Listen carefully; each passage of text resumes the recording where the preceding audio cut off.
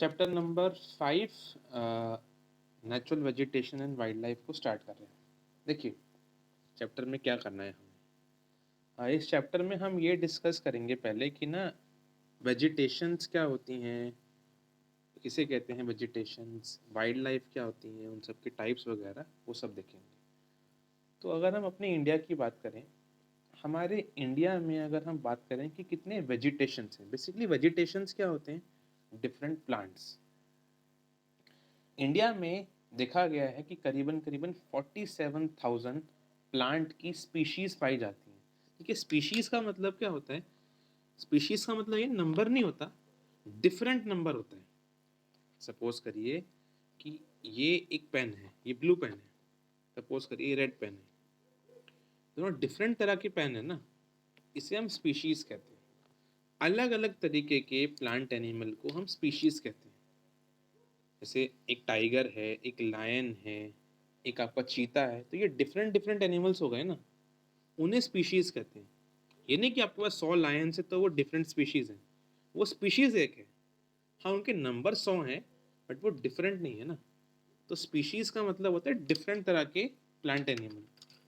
तो ये देखा गया है हमारी कंट्री में कि India has about 47,000 plant species.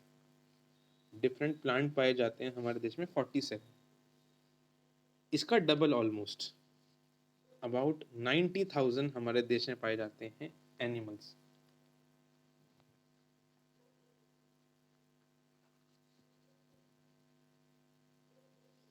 करीबन हमारे देश में पाए जाते हैं 15,000 फ्लावरिंग प्लांट्स। 15,000 फ्लावरिंग प्लांट्स पाए जाते हैं, फ्लावर पैदा होते हैं। और क्योंकि हमारे देश में इतने सारे प्लांट्स एनिमल्स पाए जाते हैं, इस वजह से इंडिया जो है वो एक 12th मेगा बायोडाइवर्स कंट्री है। मतलब हमारे देश में बहुत सारे प्लांट एनिमल पाए जाते हैं अलग अलग। तो हम इस कैटेगरी में अगर रैंकिंग करें तो वर्ल्ड की 12 डाइवर्स कंट्री में आते हैं हम लोग, कि हमारे पास इतने सारे प्लांट एनिमल हैं। And because of this huge plant and animal variety, India is a 12th mega diverse country of world. और फोर्थ है एशिया की, and fourth of Asia. Asia की फोर्थ डाइवर्स कंट्री है हम, और वर्ल्ड की 12th diverse country हैं, क्योंकि हमारे पास इतने सारे अलग अलग प्लांट एनिमल्स पाए जाते हैं। अब इसके बाद हम ये डिस्कस करते हैं, हेडिंग आती है हमारी नेचुरल वेजिटेशन।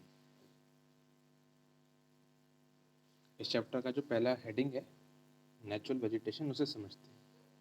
ये नेचुरल वेजिटेशन कहते किसे हैं हम लोग, या हम इसे वर्जिन वेजिटेशन भी कह सकते हैं। तो क्या मतलब है इन दोनों का, समझते हैं। हाँ, तो हमारी हेडिंग है नेचुरल वेजिटेशन, वो क्या होती है। बहुत सिंपल है। नेचुरल वेजिटेशन का मतलब होता है कि प्लांट की वो कम्युनिटी या वो प्लांट्स जो नेचुरली, जो नेचर के थ्रू ऑटोमेटिकली एक एरिया में, एक लैंड पे ग्रो हो गए हैं, बिना ह्यूमन के इंटरफेरेंस के, बिना ह्यूमन की सहायता लिए। एड का मतलब होता है हेल्प। बिना ह्यूमन की एड के, बिना ह्यूमन की हेल्प के वो प्लांट की कम्युनिटी जो नेचुरली अपने आप ही ग्रो कर दी गई है नेचर की वजह से, और उसको अनडिस्टर्ब छोड़ रखा है बहुत समय से।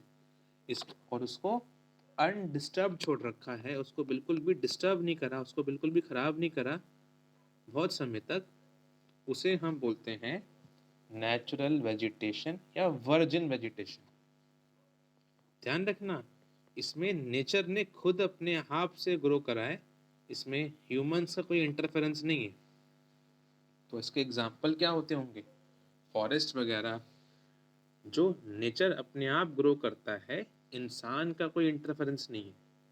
अगर हम कहें कि हमारे पास एक एग्रीकल्चरल लैंड है जहाँ हमने कोई प्लांट उगा रखा है, तो क्या वो कहलाएगा आपका natural vegetation?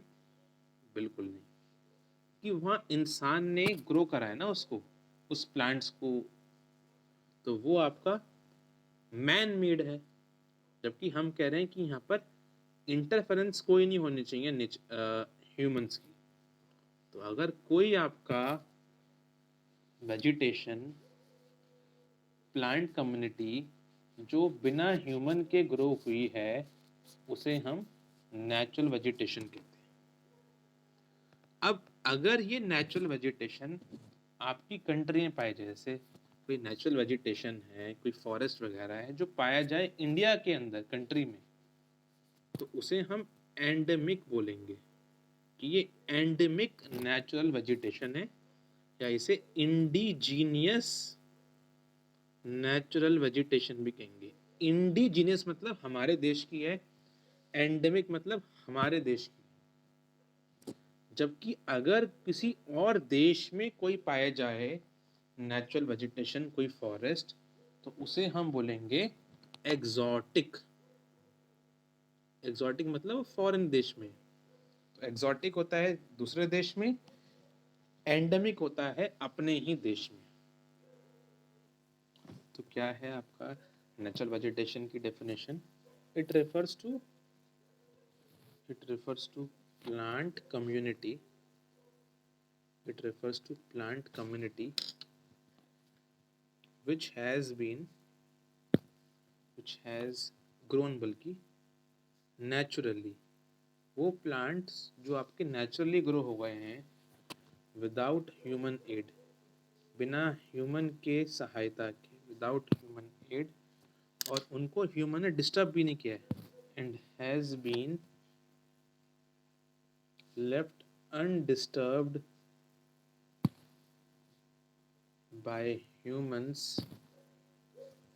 for long time, और बहुत समय तक उसको ह्यूमन ने डिस्टर्ब नहीं किया है, डिस्ट्रॉय नहीं किया है, तो उसे हम नेचुरल वेजिटेशन या वर्जिन वेजिटेशन बोलते हैं। अब यही आपकी वेजिटेशन पाई जाए अपने देश में, if natural vegetation is found within India, तो उसे हम क्या बोलेंगे? देन इट इज कॉल्ड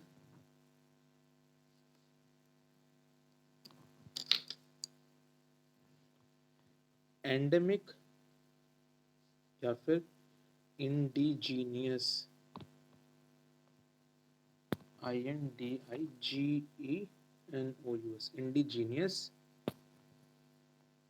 जबकि वो बाहर पाए जाए।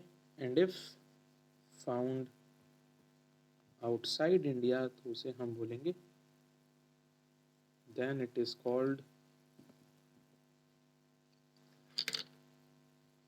एग्जॉटिक।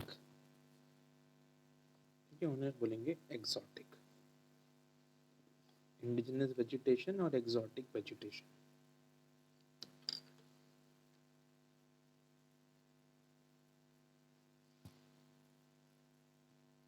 नेक्स्ट इसमें आपकी हेडिंग आएगी फ्लोरा और फौना। समझते हैं उनको? तो क्या होता है फ्लोरा और फौना? फ्लोरा का मतलब होता है कि एक कम्युनिटी में या एक रीजन है, बल्कि एक पर्टिकुलर एरिया में, पर्टिकुलर रीजन में प्लांट जो पाए जाते हैं, एक पर्टिकुलर एरिया में, पर्टिकुलर रीजन में जो प्लांट्स पाए जाते हैं, उन प्लांट्स को हम वर्ड फ्लोरा से करते हैं डिनोट।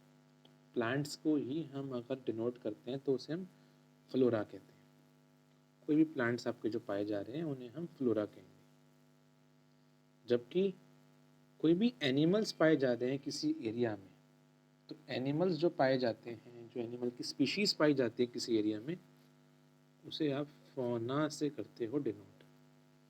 तो फ्लोरा मतलब जितने भी प्लांट्स पाए जाते हैं किसी एरिया में, वो आपका फ्लोरा है। और जितने भी आपके एनिमल्स पाए जाएंगे किसी एरिया में उसे हम बोलेंगे फौना। ओके, तो फ्लोरा का मतलब क्या होता है? फ्लोरा को हम बोलेंगे इट रेफर्स टू